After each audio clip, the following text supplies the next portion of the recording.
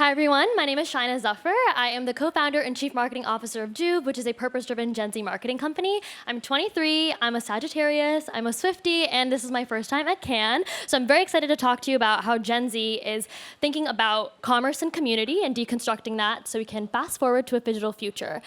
Gen Z is a generation that is the most diverse generation in human history, and we have had our lives bookmarked by everything from 9/11 and a financial crisis to the pandemic and a $1.3 trillion student debt crisis. And we're the generation of memes and movements, and how that really manifests for us is that there are constantly headlines that you're probably seeing in your own feeds that talk about what are Gen Zers looking for in media, in technology, in beauty, in the industries that we all get to work with hand in hand every day. But it's also led to a reality that Gen Z is the loneliest generation, and that's in part due to social media, but also because of our lives of transition and financial insecurity. And 66% of teens feel more comfortable talking about their feelings online to a screen rather than in person to a real human being.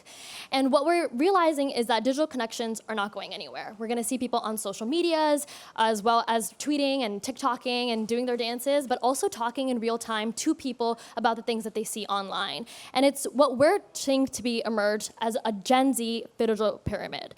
In 1943, there was the Maslow's hierarchy of needs that came about to talk about the human condition, right? And now, nearly a century later, in 2023, we're realizing that our needs actually look different. So we're taking this base of pyramid of these 5 stages and doing what Gen Z does best and flipping it, and saying that we are now looking at a Gen Z digital pyramid that's conceptualized in these 5 different new phases. And it looks like a funnel, like a marketing funnel of sorts that we've seen in Marketing 101 when I was in college like 2 years ago. And the first base of it is around this piece of equity and equality, that when you're thinking about your own side of the internet and what it means to be accessible, you want your community to feel like it's readily available to you.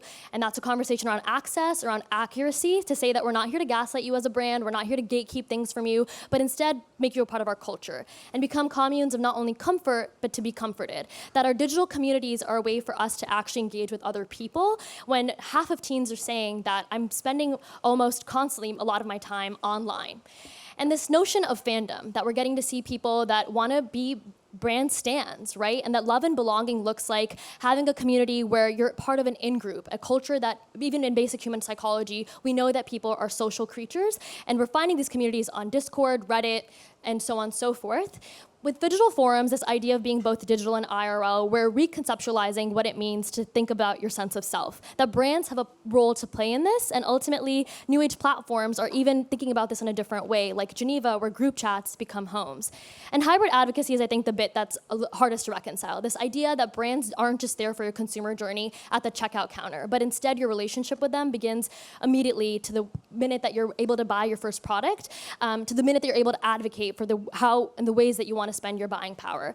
And community-driven commerce is, I think, what the future of brands looks like, right? That it's community first, it's digital forward, that you should reimagine your retail landscape from the minute that someone walks into the retailer store, right? That there should be moments for ring lights and UGC and content that can be made in real time. And fundamentally, we're asking ourselves as brands, what does it look like to reimagine our brand positioning? To think about intentional media, to focus on personalization and in-person interaction, but also to become brand advocates. And I think at the end of the day, our ethos as a company is that the best expert on any reality is the person living that reality. And you saw that in Rachel's speech, who is a partner of ours when we were doing this research with Mindshare, and we're launching a little bit more of it in Cannes later on today, but also this belief that we should be rooted in giving people the mic and passing the mic when it's their time. Thank you so much.